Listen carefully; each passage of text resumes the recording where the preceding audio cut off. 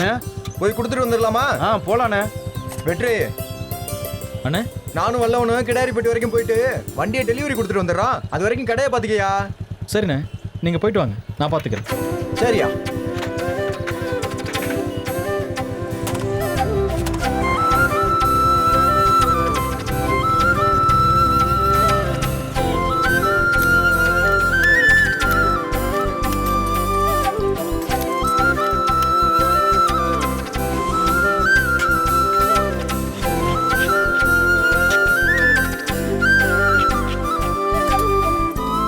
சரி பேராண்டி, என்கிட்ட காதல் இல்லைன்னு சொல்லிட்டு இங்கே வந்து வேலை பார்த்துக்கிட்டு இருக்கியா? அம்புட்டு லேசில் உன்னை விட்டுருவோமா? வெற்றி, ஐயா நீங்கள் எங்கய்யா இங்கே? உன்னை பார்க்கத்தாயா வந்தோம். ஐயா இது வேலை செய்கிற இடம். ஓனர் வேற கடையை பார்த்துக்க சொல்லிட்டு போயிருக்காரு. இப்போ உட்காந்து உங்க கூட பேசிக்கிட்டு இருந்தா நல்லாவா இருக்கும்? நீங்கள் வீட்டுக்கு போங்க, சாயங்காலமாக வேலை முடிச்சு வந்ததும் பேசிக்கலாம். வேலை செய்கிற இடமா இருந்தா என்ன? எங்களுக்கு உங்ககிட்ட உடனே ஒரு விஷயம் பேசி ஆகணும், அதான் நாங்கள் வந்தோம். ஐயா, விஷயத்தை விட வீரியம் அதிகம்யா. இல்லைன்னா நாங்கள் ஏன் இங்கே வரப்போகிறோம்? எங்களுக்கு என்ன வேற வேலை இல்லையா என்ன? இல்லைங்க ஐயா, ஓனர் வந்து பார்த்து ஏதாவது சொல்லிட்டா என்ன பண்ணுறது? வெற்றி, நம்ம முத்தண்ணன் பேரன் கருப்பன் தானே கடை ஓனரு? ஆமாங்க ஐயா. நானும் அவன் தாத்தனும் சின்ன வயசுல ஒன்னா சைட் அடிச்சுவீங்க. அம்புட்டு குளோஸு. அதெல்லாம் ஒன்றும் சொல்ல மாட்டேன், நான் பார்த்துக்கிறேன். அது இல்லைங்க ஐயா. என்ன வெற்றி, அவங்கெல்லாம் உன்னை பார்க்கலான்னு வந்தா கடை வேலை ஓனர்னு ஏதோ காரணம் சொல்லி எங்களை துரத்தவே பார்க்குற நீ. எங்களை விடு, நாங்க தாங்கிப்போம். ஆனா அப்புச்சி என்னண்ணே சென்டிமெண்டா? S yes thank you. சரி உள்ள வாங்க.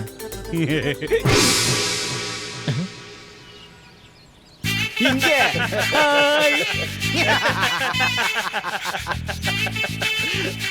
வெற்றி வாயா.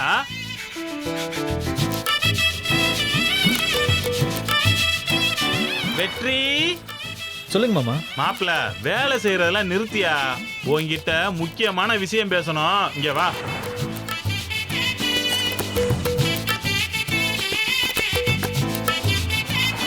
என்ன மாமா? மாப்பிள்ள, அந்த புள்ள நினப்பு உனக்கு வந்துச்சா? மாமா அது வந்து இங்க பாரு மாப்பிள்ள, எனக்கு விளக்கம்லாம் தேவையில்லை. வந்துச்சா வரலையா ரெண்டுல ஏதாவது ஒன்ன மட்டும் பட்டுன்னு சொல்லிவிட்டேன். வந்துச்சுதான். ஆனா ஆனானா என்னையா, அது கன்ஃபார்மா காதல் தான். ஐயோ அதெல்லாம் இல்ல மாமா. இங்க பாரியா, நீ ஒத்துக்கோ இல்ல ஒத்துக்காம போ, ஆனா இது கன்ஃபார்மா காதல் தான். சதானடா? ஐயோ அதெல்லாம் நான் ஒத்துக்க மாட்டேன் மாமா. எதையாவது ஒண்ணு நினைக்காதன்னு சொன்னா மனசு அதை நினைக்க தான் செய்யும். இது ஹியூமன் சைக்காலஜி. அப்படின்னு யாரு சொன்னா? சிக்மண்ட் ஃப்ராய்டுன்னு நினைக்கிறேன். சிக்குமனு ஃப்ராடா? ஏலே, எவனோ ஒரு ஃப்ராடு சொல்றத கேப்ப, சொந்த அப்பச்சி சொல்றத கேட்க மாட்டியா? சொல்றத கேளுங்க அப்பச்சி. அது யதார்த்தமா நடந்த ஒரு விஷயம். அதை வச்சு மொட்டை தலைக்கு முழங்காலுக்கு முடிச்சு போடாதீங்க. எனக்கு அவங்க மேல அன்பு, அக்கறை, நட்பு, பாசம் எல்லாம் இருக்கு. ஆனா நீங்க சொல்ற காதல் இல்ல. தயவு செஞ்சு இதோட விட்டுருங்க. சரியா, விட்டுறோம். ரொம்ப நன்றி மாமா. அடியே மாப்பிள்ள, விட்டுறோம்னு சொன்னது இப்ப நடந்த விஷயத்த, மொத்தமா விட்டுறோம்னு சொல்லல. என்னடா? ஆமாண்ணே, இந்தா எங்களோட இந்த சோதனைக்கு வேணா விட தெரியாம போயிருக்கலாம். ஆனா எங்களுடைய மற்ற சோதனைகள் தொடரும். சோதனை பண்ண நான் என்ன எலியானே? இந்தா நீங்க எலியோ புலியோ அந்த பேச்செல்லாம் இங்க கிடையாது. இந்தா நாங்க உன் மனசுல காதல் இருக்குன்னு சொல்றோம், ஆனா நீ இல்லன்ற. உனக்கும் மலருக்கும் நடுவுல நல்ல ஒரு வேவ்ல இருந்து இருக்குன்னு சொல்றோம், ஆனா நீ ஒத்துக்க மாட்டேன்ற. இந்தா அதனால நாங்க சொல்ற விஷயத்தெல்லாம் நீ செஞ்சுதான் அவன. அதெல்லாம் முடியாதுண்ணே, நான் இதுக்கு ஒத்துக்க மாட்டேன். அப்ப மலர் மேல காதல் இருக்குன்னு எழுதி கொடுத்துட்டு புள்ள ஊட்டி பார்க்கிற வழியை பாரு. ஐயா என்ன அப்பச்சி இப்படி எல்லாம் பேசுறீங்க? என்னைய அப்படி பேசுறீங்கன்னா, அப்படி பேசுற மாதிரி தானே நீ நடந்துக்கிற. இங்க பாரு மாப்பிள்ள, உன் மனசுல மலர் மேல காதல் இருக்குன்னு தெரிஞ்சுக்கணுமா வேண்டாமா? சொல்லியா, தெரிஞ்சுக்கணுமா வேணாமா? நீங்க ஒரு முடிவு எடுத்து வச்சிருப்பீங்க, வேணான்னு சொன்னா விடவா போறீங்க? சொல்லுங்க. அப்புச்சி சொல்லிடவா? ம், இந்த மாதிரியா ஒரு 5 பரிசோதனை செஞ்சு பார்க்கறது மூலமா உன் மனசுல மலர் மேல காதல் இருக்குதான்னு தெரிஞ்சுக்கலாம். 5? ஆமையா. பரிசோதனை நம்பர் 1, வேவ்லென்த் மேட்சிங் டெஸ்ட். அதாவது அலைவரிசை ஒத்துப்போகும் அளவை கணக்கிடும் பரிசோதனை. இதுல நான் என்ன பண்ணணும்? சம்திங் உனக்கும் எனக்குன்ற மாதிரி இது மேட்சிங் உனக்கும் மலருக்கும். இதுல இருந்து உங்க 2 பேரோட வேவ்லென்த் எவ்வளவு தூரம் இருக்குன்னு நாங்க பார்க்க போறோம். எப்படி?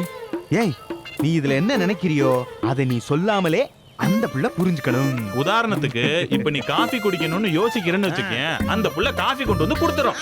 அந்த மாதிரி இங்க பாரு, இப்ப நீ என்ன பண்ணணும்னா அந்த புள்ளைய வாயில கூப்பிடாம மனசுக்குள்ளேயே கூப்பிடணும்.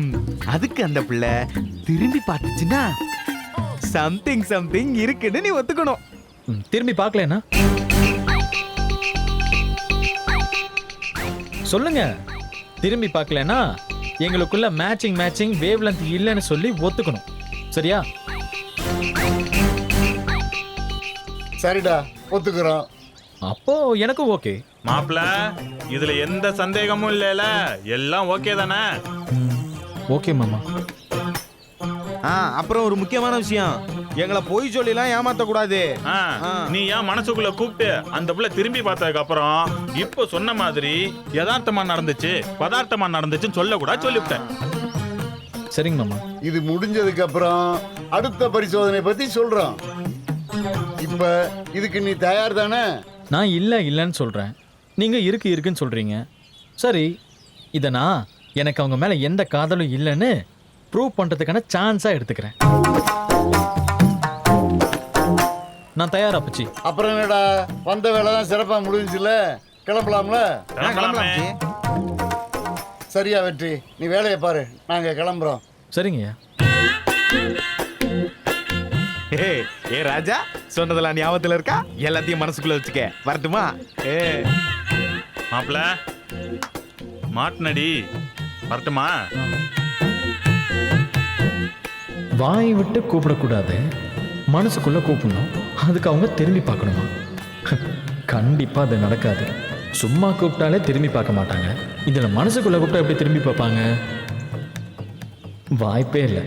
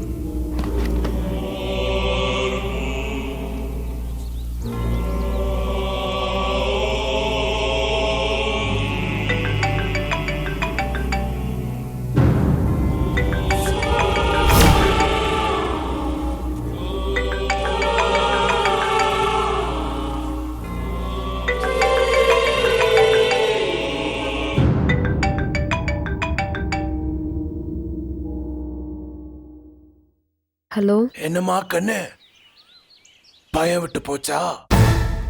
போன் எல்லாம் கட் பண்ற? டேய், நான் வீட்ல இருக்கேன்டா, என்னால உன்கிட்ட பேச முடியாது. தயவு செஞ்சு போன வைடா. இங்க பாருமா கண்ணு, நீ வீட்ல இருக்கியோ காட்டுல இருக்கியோ அதெல்லாம் எனக்கு தேவையில்லை. நான் கால் பண்ணா நீ போன் எடுத்து பேசணும், புரியுதா? சரி, நான் கேட்ட பணம் என்னாச்சு? ரெடி பண்ணிட்டியா? எப்ப வந்து கொடுப்ப? என்கிட்ட பணம்லாம் இல்லைன்னு உன்கிட்ட எத்தனை தடவை சொல்லிட்டு இருக்கிறேன். அப்புறம் ஏன்டா மறுபடியும் ஃபோன் பண்ணி என்ன சாகடிக்கிற? பணம் இல்லைனா என்ன, செயினை கொண்டு வந்து தந்த மாதிரி வேற ஏதாவது எடுத்துட்டு வந்து கொடு, அத நான் பணமா மாத்திக்கிறேன். சத்தியமா என்கிட்ட இதுக்கு மேல எதுவுமே இல்லடா.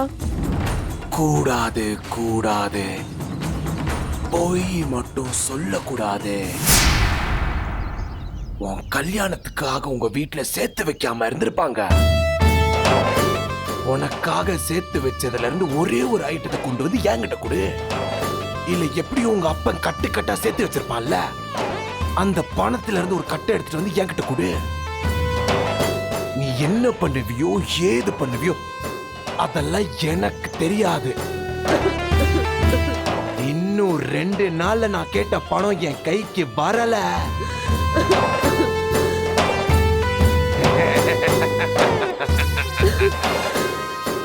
சிரிச்சுட்டே தான் இருப்பேன், திடீர்னு சீரியஸ் ஆயிருவேன்.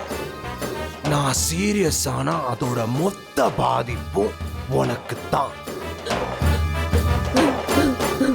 அடுத்த தடவை கால் பண்றப்ப பணம் ரெடின்ற நல்ல செய்தியை மட்டும்தான் நீ என்கிட்ட சொல்லணும். நான் வைக்கிறேன்.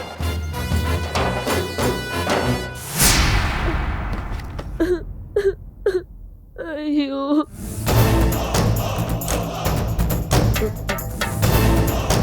செயினை கொடுத்ததுக்கு அப்புறமும் மறுபடியும் பணம் வேணும்னு டார்ச்சர் பண்றானே. இப்போ அவனுக்கு எப்படியாவது பணத்தை ரெடி பண்ணி கொடுத்தாலும் இதோட விடுவான என்ன நிச்சயம்? மறுபடியும் ஃபோன் பண்ணி பணம் கேட்டா நான் என்ன பண்றது? இவனுக்கு பயந்துட்டு இதை இப்படியே விட்டா இது முடியவே முடியாது. இவன் தொடர்ந்து பணம் கேட்டுட்டே தான் இருப்பான். பேசாம அப்பாட்ட சொல்லிடலாமா? ஆமா, அப்பா கிட்ட சொல்றதுதான் சரி. அதுக்கப்புறம் அவர் எல்லாத்தையும் பார்த்துப்பாரு.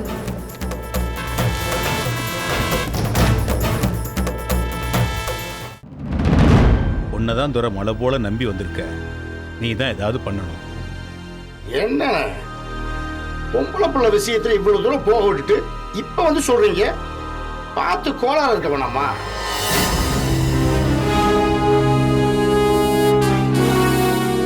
என்ன பிள்ளைய பெத்துக்கிட்டா மட்டும் போதுமா?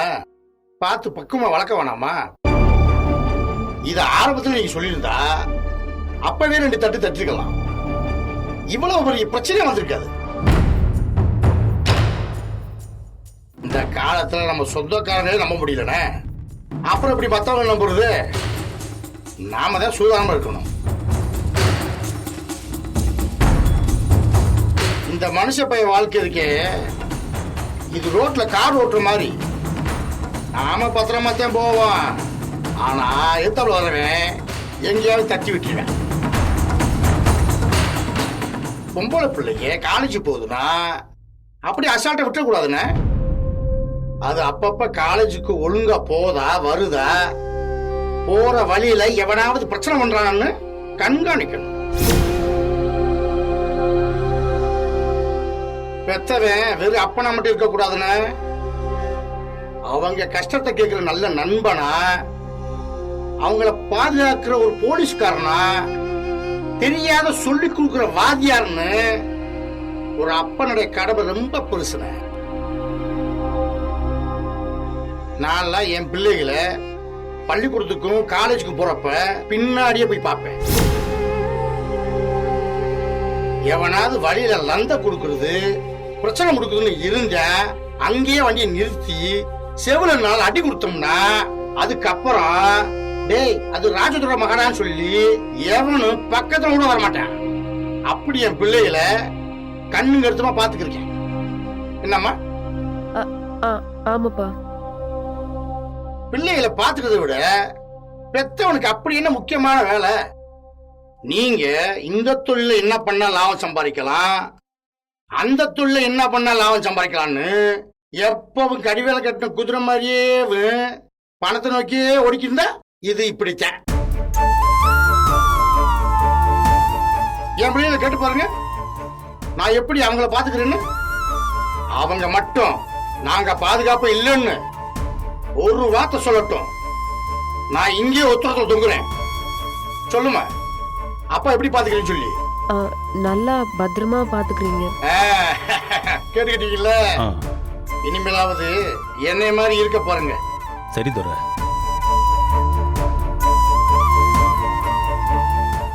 என்னத்த அகில அப்பாட்ட எது பேச வந்தியா?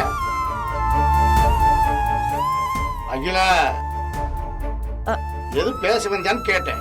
அது இல்லப்பா, அவர் ரொம்ப நேரம் ஆச்சுல, அதான் அம்மா இருந்து சாப்பிட்டு போ சொன்னாங்க. ஓஹோ அண்ணா, வாங்க சாப்பிட்டு போலாம். ஐயோ அதெல்லாம் வேண்டாம் துரை, நீ உள்ள போமா.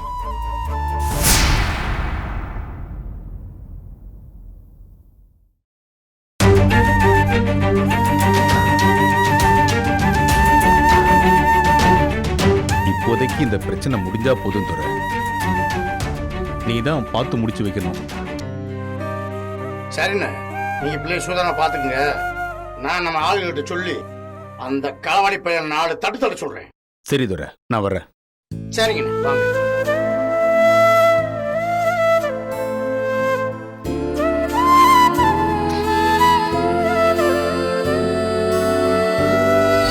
என் பிள்ளைகளை கேட்டு பாருங்க, நான் எப்படி அவங்கள பாத்துக்கிறேன்னு. அவங்க மட்டும் நாங்க பாதுகாப்பு இல்லைன்னு ஒரு வார்த்தை சொல்லட்டும், நான் இங்கே உத்தரத்தை சொல்றேன்.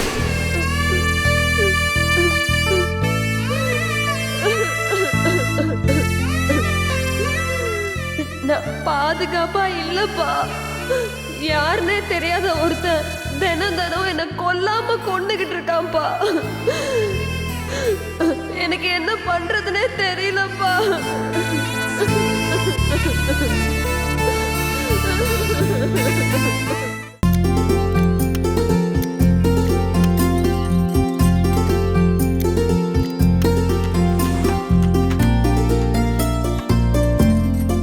வளவன, இன்னைக்கு 5 மணிக்கு கிளம்புறதா அண்ணன் கிட்ட சொல்லியிருந்தேன்.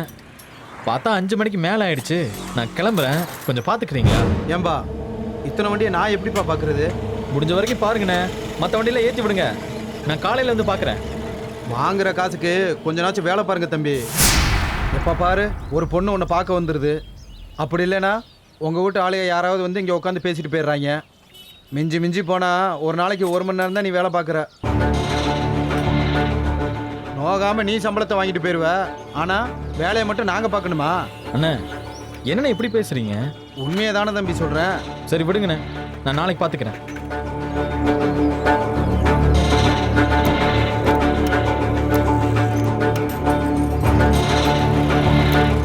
அண்ணே வரண்ணே.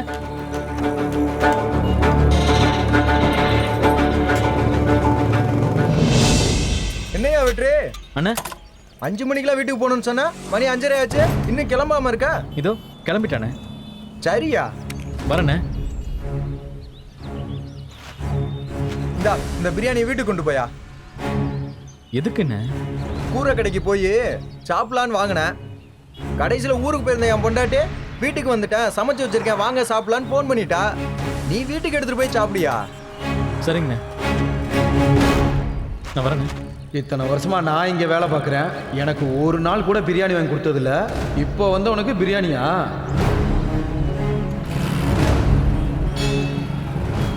அண்ணே சொல்கிறா வல்லவா, இந்த வண்டியை மட்டும் முடிச்சுட்டு மற்றது நாளை காலையில் வந்து பார்க்கவா? டேய், கஸ்டமர்லாம் ஃபோன் மேலே ஃபோன் போட்டு வண்டி ரெடி ஆச்சான்னு கேட்டுக்கிட்டு இருக்காங்க. இவர் நாளைக்கு வந்து பார்க்குறாராம்ல. எம்புட்டு நேரம் ஆனாலும் எல்லா வண்டியும் பார்த்து முடிச்சுட்டு தான் கிளம்புற. நான் வீட்டுக்கு கிளம்புறேன்.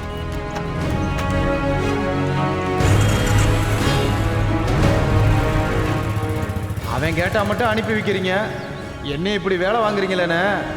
அப்படி என்னண்ணே அவன் மேல மட்டும் அப்படி ஒரு தனி பாசம்? எனக்கு கொஞ்சம் கூட பிடிக்கலண்ணே.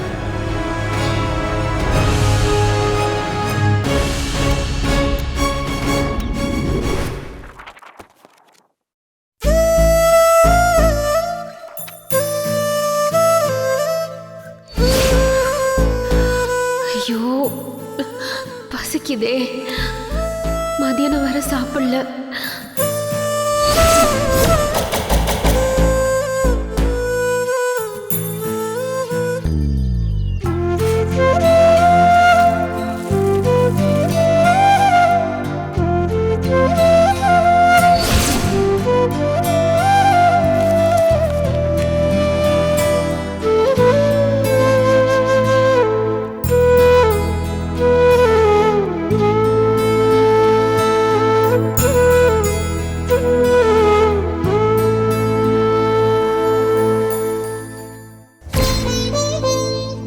பண்றது? எப்படா ராத்திரி ஆகும்னு இருக்கு.